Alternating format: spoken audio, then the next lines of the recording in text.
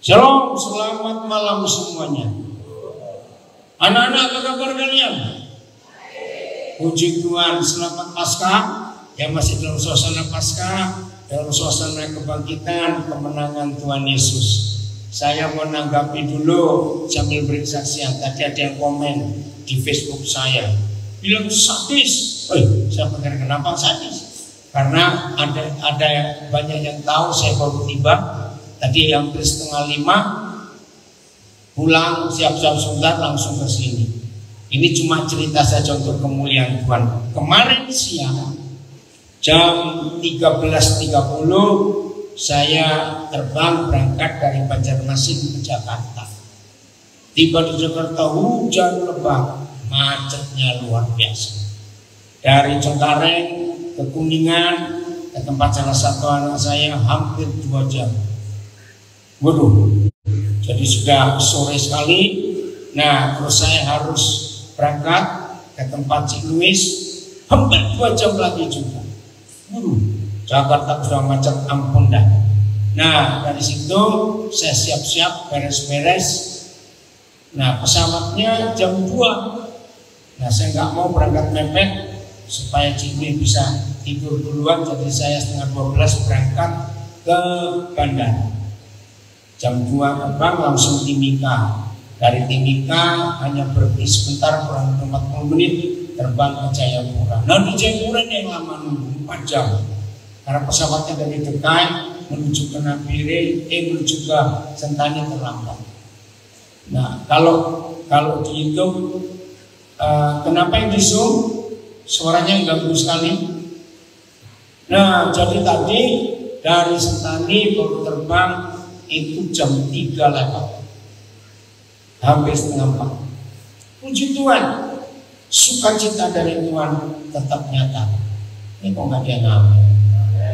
Saudara, hidup ini semua ditentukan oleh sikap hati dan sikap pikiran kita. Hari ini kita belajar dari Amsal 14 ayat yang ke-15. Nah, Benny siapa milih tema ini? Oh, Benny nanti bisa cerita jelasin kenapa milih tema ini. Ayo kita baca sama-sama Amsal 14 ayat yang ke-15. Ya. Amsal 14 ayat yang ke-15. Kita akan membaca. 1, 2, 3. Orang yang tak berpengalaman percaya kepada setiap perkataan, tetapi orang yang bijak memperhatikan langkahnya. FIA-nya ada Pak Guru Henry, karena yang di brosur dituliskan FIA.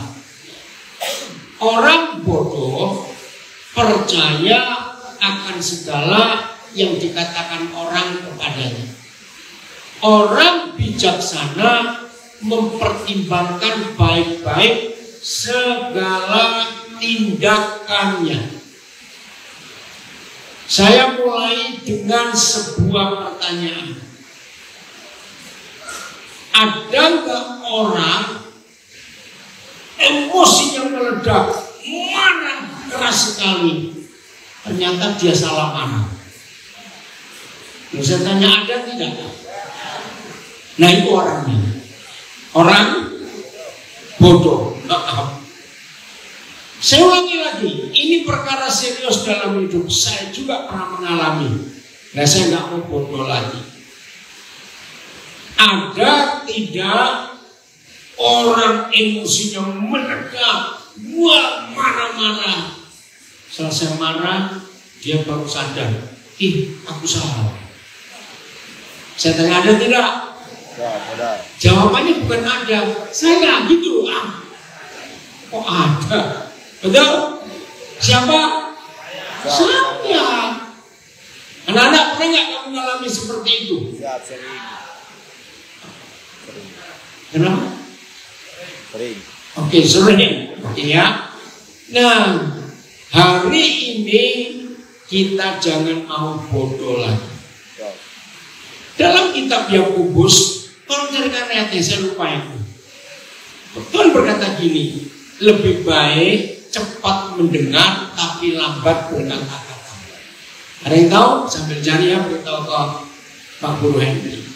Nah saudara, kemarahan sekecil apa, dengar ya, kemarahan sekecil apa itu merusak dan merugikan atau tidak? Ayo semuanya jawab. Kemarahan sekecil apa itu merugikan dan merusak atau tidak? Merusak. Jawab, saya tanya ini. Kemarahan sekecil apa merugikan dan merusak atau tidak? Sangat. Nah, siapa yang dirusak dan siapa yang dirugikan? Ayo, siapa yang dirusak dan siapa yang dirugikan? Banyak. Dia sendiri kan orang lain. Bukan. Hubungan. Betul tidak? Hubungan yang tadi baik, hubungan yang tadi harmonis, hubungan yang tadinya indah, karena salah marah, karena mendengar perkataan yang tidak disaring, hubungan jadi rusak dan semuanya rugi. Pertanyaan berikut, perlu waktu cepat atau lambat untuk memperbaiki hubungan yang rusak? Lama sekali. Udah ketemu ayatnya? Yakobus berapa? Oh sudah ada. Ya, Yakobus pasal berapa itu? Yakobus 1 ayat 19. Yang di rumah bisa cari juga. Yakobus 1 19. Kita baca sama-sama. 1, 2, 3. Hai saudara-saudara yang kekasihi, ingatlah hal ini. Gimana suaranya? 1, 2, 3. Setiap orang hendaklah cepat untuk mendengar, tetapi lambat untuk berkata-kata, juga lambat untuk marah. Ini firman Tuhan. Nah, dengan dua ayat ini, Amsal 14 ayat 15 dan Yakobus 1 19, perhatikan. Setan sangat hafal. Saya ulangi, setan sangat hafal ayat ini. Maka itu dengan dua ayat ini setan sudah sangat berhasil. Maka enak sekali mendengar kata setan sangat berhasil. Mereka berhasil apa? Berhasil merusak dan merugikan kehidupan kita. Ternyata kalau kita marah, apalagi yang tanpa sebab, apalagi marah karena dendam, apalagi marah karena emosi. Sebab ada marah yang membangun. Tuhan Yesus marah, Bapa di surga pernah marah, tapi bukan karena emosi, bukan karena dendam, bukan karena sudah 3 minggu yang bertunggu kamu, habis. Nah, semua bentuk kemarahan itu ternyata tidak cuma merusak dan merugikan hubungan kita dengan suami istri, dengan saudara, dengan komunitas, dengan tetangga, dengan sahabat baik. Perhatikan, hubungan kita yang terpancing dengan dua ayat ini itu merusak hubungan kita dengan Bapa di surga. Betul atau tidak? Setelah kita selesai marah, perhatikan, setelah kita selesai marah, bisa berdoa tidak? Nah jawab, setelah kita selesai marah bisa berdoa tidak? Nggak bisa. Nah, ketika hubungan kita retak dengan Tuhan, saudara tolong perhatikan, pasti pasti ada yang nongol, ada yang datang. Siapa mereka? Loh ayo, kalau hubungan kita rusak dengan Tuhan, pasti ada yang datang, pasti ada yang nongol. Siapa itu? Si iblis. Saudara, kalau kita bisa jawab, tetapi kita tidak pernah memperhatikan bagaimana bahayanya kalau kita mendengar kata orang, itu orang bodoh. Tapi orang bijaksana, FYI-nya lagi, Pak Indri, ya, orang FYI, bukan Amsal 14 ayat 15. Ya, jangan kita mau dibodohi lagi. Amsal 14 ayat 15. FYI. Orang bodoh percaya akan segala yang dikatakan orang kepadanya. Hari-hari ini terjadi di Jakarta tanggal 11 April dan 21 April. Terjadi demo yang luar biasa. Gara-gara kata orang, perkataan, mereka terpancing. Tapi orang siapa? Ayo, orang siapa? Bijaksana. Ngapain? Mempertimbangkan baik-baik segala tindakannya. Nah, ayo hari ini kita belajar betul supaya kita jangan gampang emosi. Setuju? Ingat, kemarahan walaupun kecil dan sedikit, tapi itu merusak hubungan. Jangan lupa. Dan ternyata yang rusak bukan cuma hubungan kita suami istri, sesama saudara, komunitas, tidak. Ternyata hubungan kita dengan Tuhan juga rusak. Tapi ini macam, kenapa milih ayat ini? Dan cepat. Ayo. Ya, mau dengar ya? Kenapa ayat ini yang dipilih? Menurut tradisi Yahudi, Raja Salomo menulis 3 kitab. Yang pertama adalah kitab Kidung Agung yang bercerita tentang cinta.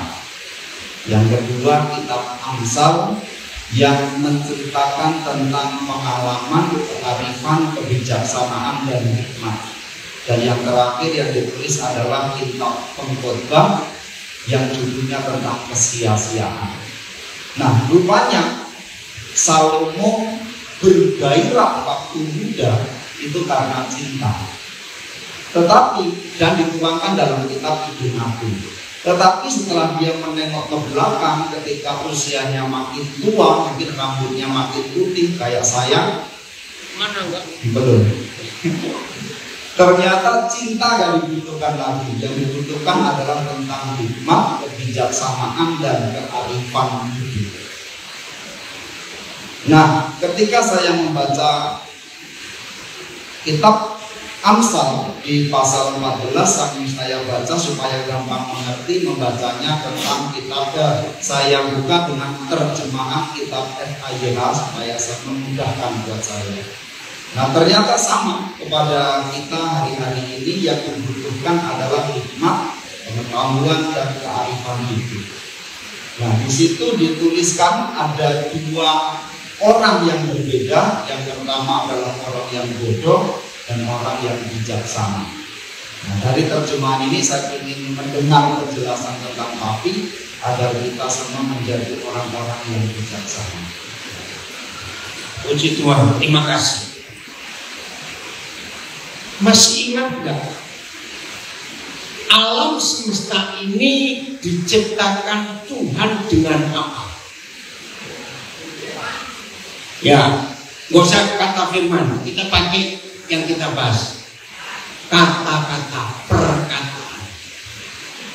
Bayangkan, kita sih nggak pernah bisa membayangkan matahari itu seperti apa wujud nyatanya. Kita pun nggak pernah bisa membayangkan bintang-bintang itu segede apa. Kita nggak pernah membayangkan planet-planet yang ada miliaran di luar angkasa sana, ya. Tapi ada orang namanya Hubble buat teleskop yang bisa mendeteksi, wih, luar biasa. Ya, coba bumi kita, ya, itu punya satu matahari, betul ya? Karena belajar fisika, belajar perbintangan semuanya. Dari satu matahari yang kita hidup di bumi ini ada 89 ya planetnya ini, yang gede. Guru-guru, 89. 89. Berapa? Loh, ini sekolah dulu ya. 8. Ya, karena satu hilang ya, apa ya namanya? Pluto. Ya, jangan tanya saya Pluto kemana. Oke, nah ini satu matahari dengan 8 planet, tapi ada nggak tahu berapa ratus juta, berapa miliar bintang. Itu satu galaksi. Nah ternyata ketika Hubble menciptakan teleskop untuk menerobos ruang angkasa, diperkirakan di luar sana ada kira-kira sekian ratus miliar matahari lagi. Coba merenung sebentar. Ayo. Lalu bumi sekecil apa? Bumi cepetan kira-kira nggak kelihatan. Nah kalau buminya nggak kelihatan, kita segemuk-gemuknya saudara, maaf jangan tersinggung, kelihatan nggak? Enggak. Nah bayangkan yang segede itu jadi hanya dengan kata-kata. Keren nggak Bapak kita? Keren. Maka itu ketika Yohanes menulis Injilnya, coba Yohanes 1 ayat 1. Ini ketika Yohanes menulis Injilnya, ini dahsyat sekali. Baca kalimat Yohanes 1 ayat 1. 1, 2, 3. Pada mulanya adalah firman. Bukan uang. Bukan. Semuanya dimulai dengan firman. Firman itu bersama-sama dengan Tuhan, dan firman itu adalah Tuhan. Terima kasih kalau Tuhan memberikan hikmat kepada Mak Benny untuk hari ini kita belajar dengan tema yang luar biasa. Saya beri pertanyaan juga contoh. Kalau ada di antara kita suatu pagi bangun dan ternyata di rumah sudah kosong, semuanya sudah pada ketanggung jawabnya. Nah mungkin saudara hari itu dapat cuti, dapat libur, sehingga bangun siang. Dengar ya. Jadi di rumah ada berapa orang? Di rumah ada berapa orang? 1, dirimu sendiri. Ternyata tetangga-tetangga saudara pun pergi semua, kosong. Jadi kira-kira jarak 3 rumah ke kanan, 3 rumah ke kiri, ya rumah di depan, rumah tetangga belakang, gak ada orang juga. Gak ada radio, TV juga tidak ada. HP saudara masih mati. Berarti sepi bener gak? Betul? Tidak. Loh, kok gak percaya? Sepi betul tidak? Tidak. Pertanyaan saya, dalam kondisi seperti itu gak ada orang dalam jarak radius sekian meter, sekian puluh meter, nggak ada TV, nggak ada radio, HP juga mati. Dengar baik-baik, kita tetap bisa mendengar kata-kata tidak. Anak-anak ini penting. Ayo jawab semua, kita masih bisa dengar kata-kata tidak? Loh, katanya sepi. Ini loh yang penting. Berarti kita mendengar kata-kata siapa? Ya, kalau sudah menyebut kata hati sendiri, itu terlalu rohani. Yang betul begini, termasuk yang hobinya drama Korea. Betul nggak? Bisa nggak artisnya ngomong di pikiran saudara? Coba. Nah, saya tanya lagi.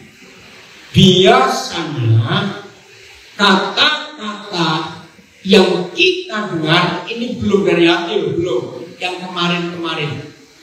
Bahkan bisa nggak kata-kata 5 tahun lalu muncul lagi? Betul tidak? Nah, ini penting. Tolong jawab. Biasanya yang teringat dan ngomong lagi itu kata-kata yang negatif atau positif. Nah, ini masalah. Sehingga kata-kata Tuhan tidak dapat tempat untuk diulang lagi. Karena manusia terlalu bodoh. Yang ngomong bukan saya ya, Amsal. Jadi kalau marah-marah kepada Salomo, ketemu di mana? Nggak tahu, cari sendiri. Bodoh. Saudara, itulah manusia. Nah, setelah kata-kata yang kemarin habis, baru muncul ayat 9, suara hati. Nah, perhatikan, mengapa setelah semua kata-kata negatif yang keluar lagi, yang muncul lagi dan selesai, maka suara hati yang keluar. Saya tanya, biasanya suara hati yang muncul setelah suara-suara yang dulu selesai atau diam, suara hati itu isinya apa? Kata-katanya apa biasanya? Saya percepat ya. Kata hati kita, suara hati kita membuat suatu kesimpulan. Lo catat betul atau tidak? Kesimpulan apa? Yang di rumah? Kesimpulan apa? Mencerna ulang yang dulu-dulu. Nah, setelah kata hati, suara hati kita ikuti. Ini pertanyaan penting. Lalu kita bangun dari tempat tidur kita. Pasti atau tidak ada satu tindakan yang gitu. Lalu orang banyak. Ada satu tindakan yang kita buat. Nah, tindakan itulah yang akan mewarnai sepanjang hari hidup kita. Betul atau salah? Lu jawab betul atau salah? Maka itu mengapa Alkitab menekankan renungkan.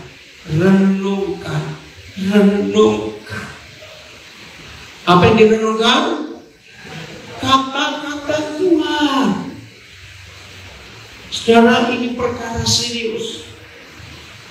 Ketika saya dapat tema ini, saya betul merenung, luar biasa firman ini. Jangan anggap remeh dan jangan anggap enteng perenungan kita di pagi hari sebelum kita melakukan apa-apa.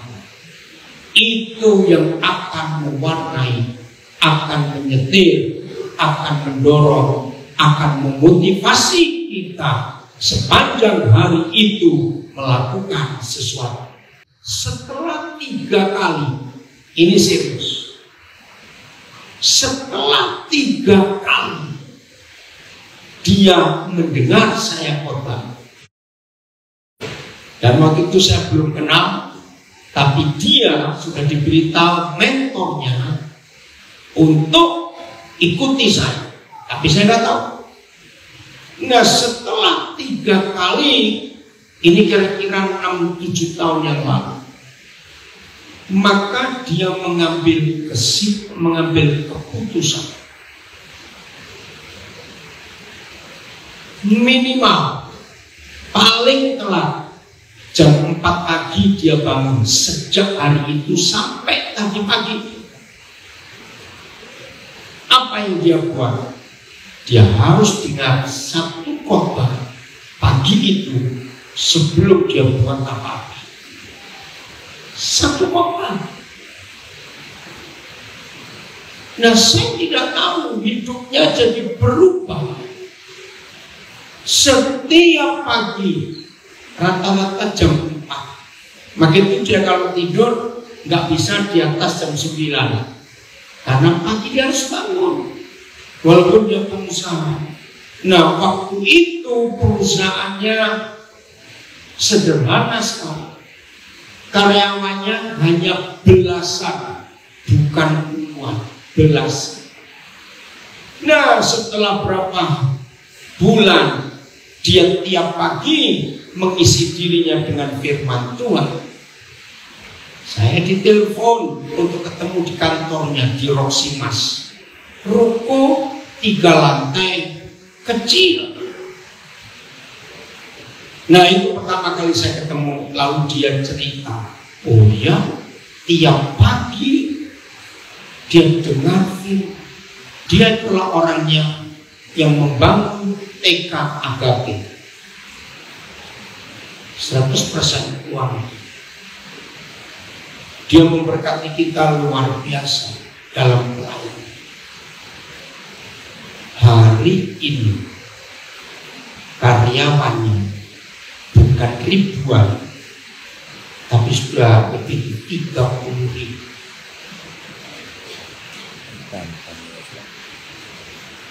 3 hari yang lalu dia kirim foto ke saya dan ke Cik Louis. Tuhan berkati dia bisa bangun rumah mewah di Pulau Bali. Tempatnya, wih, Cik Louis sampai tanya, kok bisa kamu menemukan itu? Jawabannya saya bilang, karena Tuhan. Saudara, selama pandemi ya tahun 2020 2021, ketika orang jungkir balik dengan usahanya, Tuhan berkati dia luar biasa. Nah, tiap pagi dia dapat ide. Dia adalah perusahaan pertama di Indonesia di tahun 2020 yang membuat masker gratis sekian puluh juta gratis. Dan kita dinabiri kebahagiaan juga. Suatu pagi dia dapat ide. Dia tinggal di daerah BSD.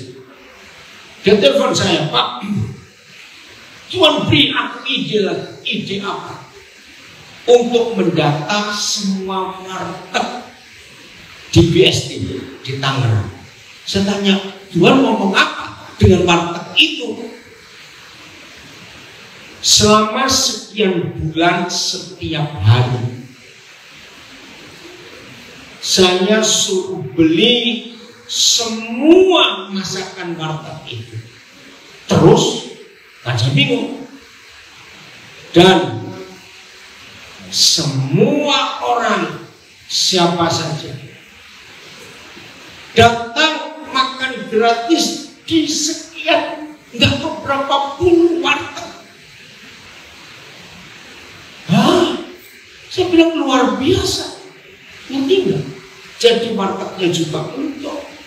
Apalagi zaman itu susah sekali orang kerja. Jadi kuli bangunan, tukang ojek, penjual apa saja, maka jadi terkenal. Aduh, saya nggak bisa cerita banyak ide yang berberi setiap pagi. Sampai suatu hari dia ngomong gini, dosa nggak ya Pak kalau aku nggak dengar firman Tuhan pagi? Dan saya bilang dosa sih enggak. Saya tanya kenapa? Ya ini loh jawabannya. Saya takut dapat ide apa lagi dari Tuhan. Sampai segitunya. Minggu yang lalu dia kirim berita. Ingat loh, 7 tahun lalu karyawannya baru belas. 7 tahun. Dia kirim berita. Ternyata dia termasuk dari salah satu 100 orang terkaya di Indonesia. Hanya karena firman yang dia renungkan setiap pagi. Perusahaannya diteror, perusahaannya dilaporkan, dituduh macam-macam. Waduh, tiap kali mereka ada masalah mereka cerita. Saya sering juga ikut takut, gimana ini urusan dengan orang-orang besar saingan semuanya. Saudara, dia cuma cerita karena firman, karena firman.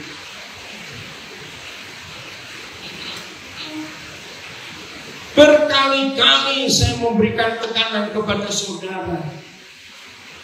Masih ingat?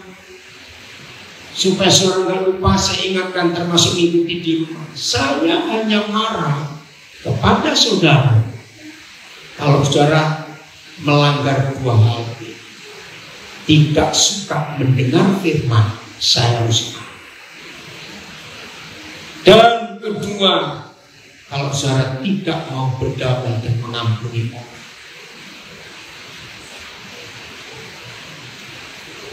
Dua minggu lalu saya masih di Australia.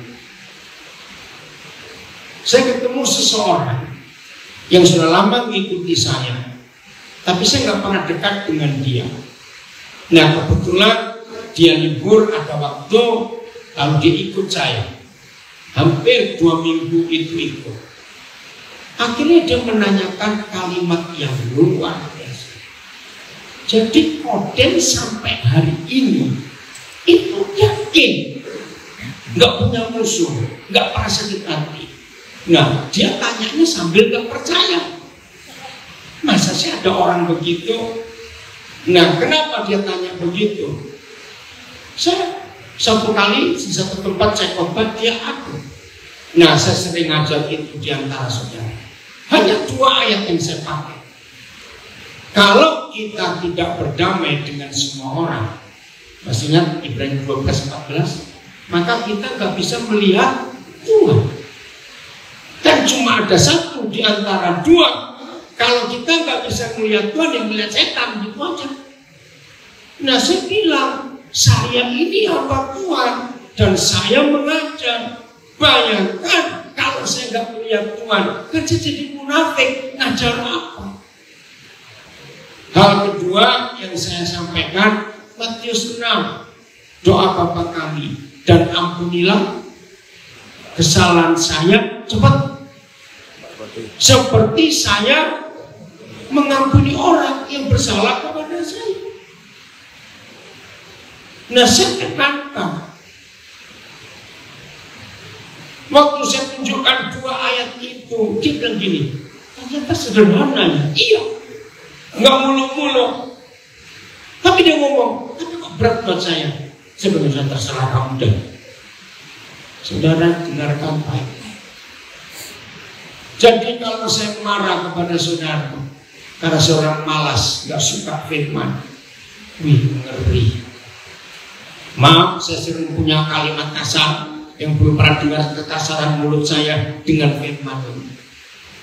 masih miskin aja nggak butuh firman, terus udah kaya silakan. Ngerti kalimat ini? Loh, betul tidak? Apa kita ini? Firman itu segala-galanya. Firman. Saya di Banjar cuma 2 malam 3 hari. Tanggal 20 April lalu saya tiba di Banjar. 19 baru tiba dari Masjid. Nah, orang heran. Saya ke Banjar bukan untuk pelayanan. Karena begini, tahun 98 saya ketemu seorang di kota Sampit, Kalimantan Tengah. Waktu itu dia masih mahasiswa. Hidupnya hancur, Tuhan pulihkan. Nah, saya nggak pernah ketemu lagi, tapi dia kontak saya sampai dia menikah, punya anak 3, pokoknya kontak. Nah, tahun yang lalu istrinya hamil anak keempat. Masalah besar terjadi karena 3 kali operasi. Nah, keempat kali itu bahaya. Nah, ketika kandungan baru belum sebulan, kakaknya si istri dokter yang menangani bilang gugurkan saja. Tapi suami ini takut Tuhan karena dia rajin dengar firman. Enggak, saya nggak mau. Waduh, tapi istrinya ngotot. Masalahnya banyak. Aduh, waktu saya dengar istrinya cerita masalah rumahnya begini, keuangannya begini, hidup mereka ya nggak bukan orang kaya. Terus gimana? Waduh, saya bujuk, saya nggak pernah ketemu istri. Sampai pada satu titik, rupanya istri juga jengkel dengan saya. Dia bilang, Pak, yang mengandung saya, merasakan saya. Kalau saya mau bunuh anak ini, biar sudah. Jadi apa? Nah, detik itu saya nggak mau ngomong lagi. Suaminya menangis, bagaimana ini Pak? Sudahlah, kita percaya tetap ada Tuhan. Jadi nggak bisa. Sampai suatu malam, saya nggak tahu bagaimana, suami telepon saya, wah puji Tuhan, tiba-tiba istri saya berubah. Ya udah, saya mau terima anak ini. Nah, terus saya janji, kalau sampai waktunya melahirkan operasi, papa nggak tahu untuk anak ini. Jadi cuma itu saya kepanjang. Orang-orang bingung, pelayanan kok begitu? Ya ini memang pelayanan. Jadi tanggal 20 siang sebelum 20 malam dia masuk rumah sakit. Kami di rumahnya berdoa, cerita semua. 21 jam, setengah 8 pagi anak itu lahir. Nah, salah satu keluarganya itu yang mengikuti saya. Terus dia ngantar juga. Ya pas mau balik kemarin, dia cerita, 2 hari ngikutin Pak Daniel, saya belajar satu hal saja. Apa itu saya tanya? Hidup dikuasai firman itu luar biasa. Saya belum pernah mendapat konsep firman seperti 2 hari ini saya nemani Pak Daniel. Saya nggak berubah padahal. Cuma dia nemenin makan, nganter semuanya itu. Nah, melihat firman. Saya harap baik yang di Nabire maupun yang di rumah, jangan anggap remeh firman. Mazmur 1. Coba carikan berapa itu. Biar kita takut akan dia sujud di kakinya. Karena kalau Tuhan murka, itu luar biasa. Mazmur berapa itu? Mazmur 1. Mazmur 2 ya. Tolong Pak Edo bantu cari. Tuhan itu harus kita hormati, kita segani. Nah, kata-kata ini penting sekali, saudara. Berapa? 5 ayatnya, cari dulu. Maka itu berkali-kali saya berkata, maaf ya saudara, jangan saudara tersinggung. Kalau masih ada di antara kita, hidup ini kok berat, hidup ini kok susah terus, maaf saya berkata, saudara nggak suka firman, dan itu saja. Orang yang suka firman, menghormati firman, taat pada firman, nggak ada yang sulit dalam hidupnya, nggak ada. Kenapa? Oh bukan, Mazmur 1 atau 2. Tinggal kita nggak saya pinjam dulu. Saudara, firman. Jangan cari yang lain. Firman. Ada yang punya kita nggak saya pinjam dulu, maaf. Kalau yang di Zoom, Instagram, Facebook ada tahu ayatnya, nanti dibaca. Operatornya siap.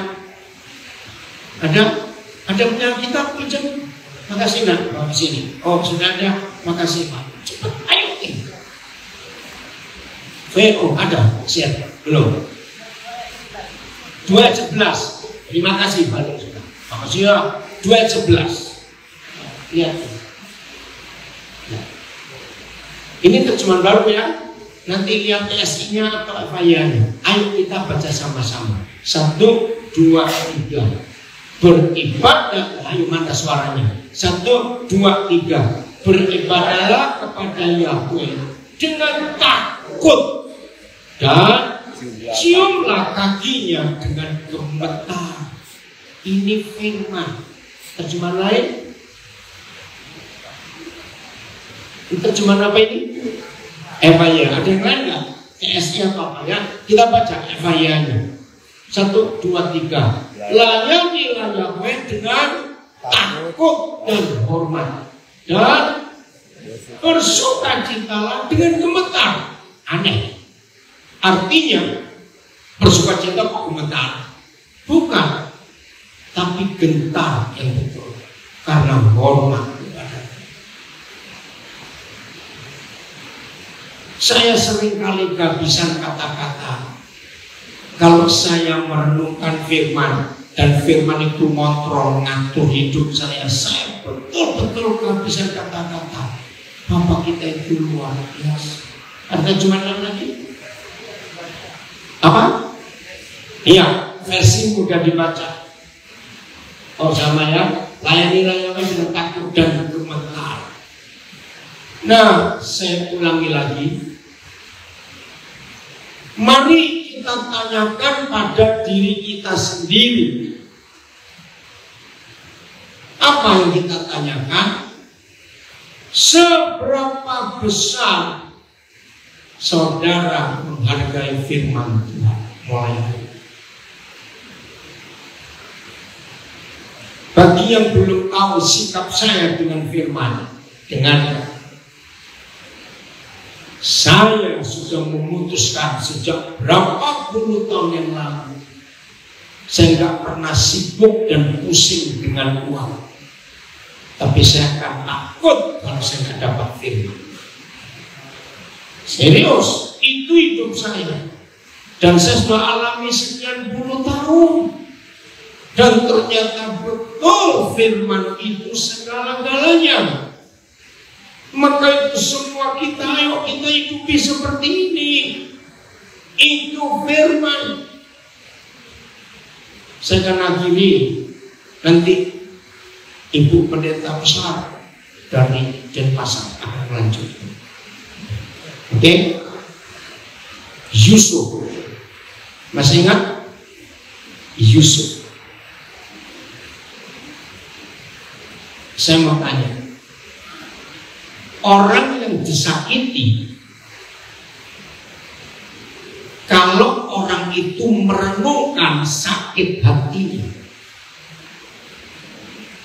misalnya, kalau dihitung berat, sakit hatinya cuma 200 gram, 2 ons misalnya. Tapi kalau orang itu merenungkan yang 2 ons dalam waktu 1 minggu, nah itu bisa jadi 2 ton. Karena perenungan sakit hati itu berkembang. Loh, renungkan ini fakta. Yusuf mengalami fitnahan sakit hati yang berat. 10 kakak-kakaknya mengkhianati, menjual. Nah, Yusuf tidak merenungkan itu sama sekali.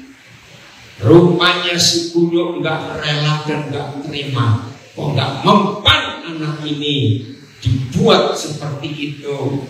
Akhirnya setan pakai istri Potifar cari gara-gara. Ternyata Yusuf juga tidak merenungkan fitnah itu. Maka itu kalau catat, Yusuf salah satu dari 2 orang saja. Ya, saya ulangi. Yusuf adalah salah satu dari 2 pribadi saja yang ada di Perjanjian Lama yang sampai hari matinya nggak punya daftar dosa 1 kali. Semua tokoh-tokoh yang ada, sebut nama siapa saja, entah 2 kali, 3 kali ada daftar dosa. Tapi Yusuf tidak sama sekali sampai dia mati. Pingin nggak seperti itu? Lo coba pingin tidak? Caranya jangan merenungkan sakit hati, jangan merenungkan terjengelan, dirugikan orang, difitnah orang. Ingat, pagi-pagi kita bangun sepi, cuma kita sendiri, tetap bisa ada kata-kata. Renungkan itu. Jadilah pemenang. Amin. Maka itu yang suka ngumpulin kata-kata yang jahat, goblok gitu. Jadi coba